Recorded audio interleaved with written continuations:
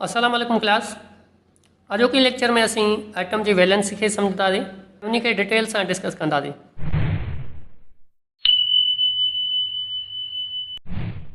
सभ खां पहिरियों उनजी डेफिनेशन खे ॾिसूं था। वैलेंसी आहे छा? Valency is the power of combining of an item with other items to form a molecules or compounds. Valency उहो मेलाप करण जो पावर या सलाहियत हूंदो आहे जंहिं वसीले हिकु आइटम ॿिए आइटम सां मिली करे मॉलिक्यूल या कंपाउंड ठाहींदो आहे। हिन आइटम जे स्ट्रक्चर खे ॾिसो। हिन स्ट्रक्चर खां ई असां वधीक हिन आइटम जी वैलेंसी खे असां डिस्कस कयूं। ॾिसो, ही आइटम जो न्यूक्लियस आहे, असां सम्झी आयासीं। ही आइटम जो न्यूक्लियस आहे जंहिंमें प्रोटॉन ऐं न्यूट्रॉन मौजूदु हूंदा आहिनि। हाणे ही जा जेका सर्किल नज़र अचनि था तव्हांखे, हिननि खे असां शेल चवंदा आहियूं। हाणे इन शेल्स में इलेक्ट्रॉन अरेंज थियल हूंदा आहिनि।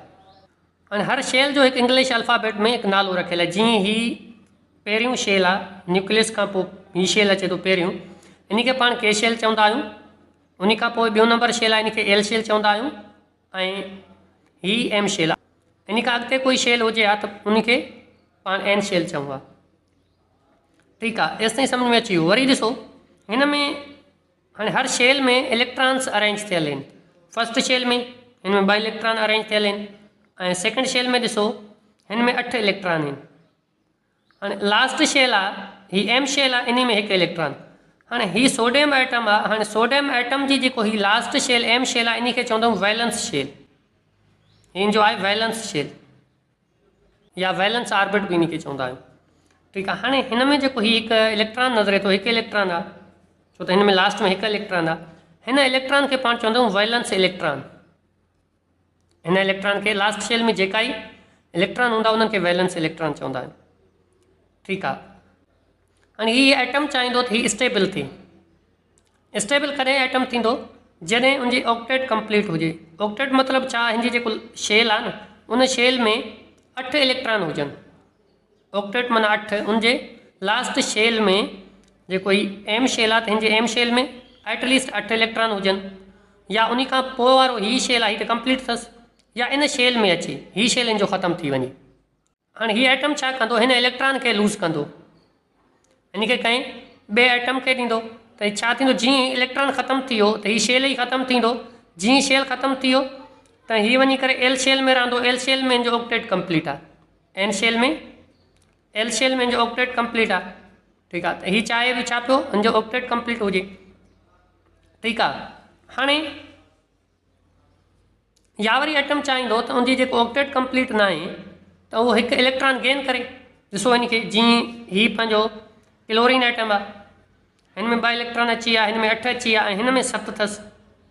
1 2 3 4 5 6 7।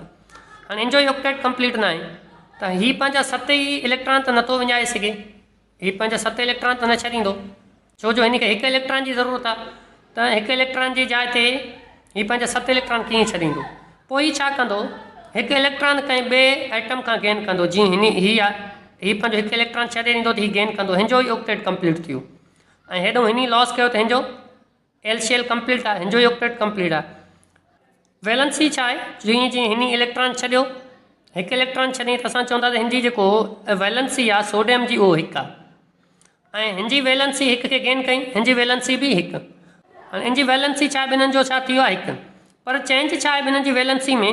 हिनजी जेको वैलेंसी ईंदो, हिन वटि पॉजिटिव चार्ज ईंदो, छो त 1 छॾे ॾींदे। असां चवंदा हिन वटि वैलेंसी 1 आहे, पर प्लस में हिन वटि हीअ इलेक्ट्रॉन आयो त माइनस अची वियो आहे, त असां चवंदा हिनजी जेको वैलेंसी आहे उहो -1 आहे। हिकु आइटम आहे उहो 1 इलेक्ट्रॉन गेन कंदो या लॉस कंदो, छाकाणि पंहिंजे आउटर मोस्ट शेल खां या वैलेंस शेल खां। जीअं हिन जो वैलेंस शेल एम आहे, हिनजी वैलेंस शेल एम आहे, हिन मां या त 1 इलेक्ट्रॉन ही गेन कंदो या लॉस कंदो। ठीकु आहे न। Which has to complete its outermost shell. जेको चाहींदो त उनजी जेको ही लास्ट शेल आहे, इहा हिन जो कंप्लीट हुजे, छो जो हू चाहींदो त हू हिकु नोबल गैस जीअं थिए। हाणे नोबल गैस जो छा सीन आहे? नोबल गैस अहिड़े नमूने जा गैस हूंदा जंहिंजो लास्ट शेल हमेशह ई कंप्लीट हूंदो आहे। ही लास्ट शेल उन्हनि जो कंप्लीट हूंदो आहे, उन्हनि खे असां चवंदा आहियूं noble gas. This tendency to loss or gain in electron is also called valency. Electron जी ॾियण या वठण वारी सलाहियत खे असां वैलेंसी चवंदा आहियूं। इलेक्ट्रॉन जी ॾियण या वठण वारी सलाहियत खे असां छा चवंदा आहियूं, वैलेंसी। फॉर एग्जांपल ॾिसो, सोडियम हैज़ 1 वैलेंसी, सोडियम जो वैलेंसी 1 छो त हीउ वधि में वधि हिकु इलेक्ट्रॉन ॾेई सघे थो, बिकॉज इट हैज़ टेंडेंसी 1, छो जो हीउ हिकु इलेक्ट्रॉन ॾेई सघे थो, उहो बि छा कंदो, लॉस कंदो, गेन न कंदो। 1 इलेक्ट्रॉन छा कंदो, लॉस कंदो फ्रॉम इट्स वैलेंस शेल, छो त वैलेंस शेल में हिकु इलेक्ट्रॉन अथसि, हिकु ॾींदो। जीअं इलेक्ट्रॉन वारो त क्वाड में जो ऑक्टेट कंप्लीट आहे, ऑक्टेट कंप्लीट आहे, हिननि मां त ॾींदो ई न। वैलेंस शेल ठीकु आहे, हुन फिगर मां जीअं असां अॻु में सम्झी आयासीं।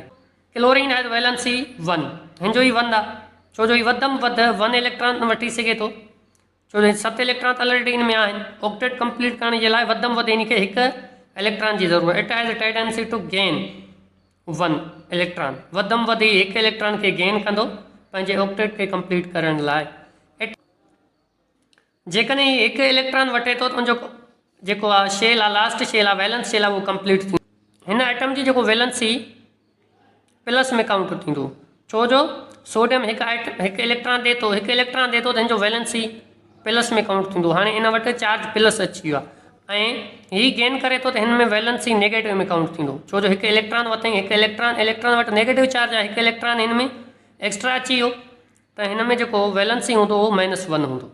नेक्स्ट लेक्चर में असीं डिस्ट्रीब्यूशन ऑफ इलेक्ट्रॉन सम्झंदासीं, त हिन शेल में 2 इलेक्ट्रॉन कीअं आया, हिन में 8 इलेक्ट्रॉन कीअं आया, एम शेल में घणा इलेक्ट्रॉन ईंदा, इहा ईअं नथा रखूं, पंहिंजे हिसाब सां नथा रखूं। इन्हनि में हिकु फार्मूलो अप्लाई थींदो आहे, उन फार्मूले जे ज़रिए हर शेल में असां इलेक्ट्रॉन रखी सघूं था, उहो असां नेक्स्ट लेक्चर में सम्झंदासीं। अॼोको लेक्चर असांजो हिते कंप्लीट थियो। अल्लाह हाफ़िज़।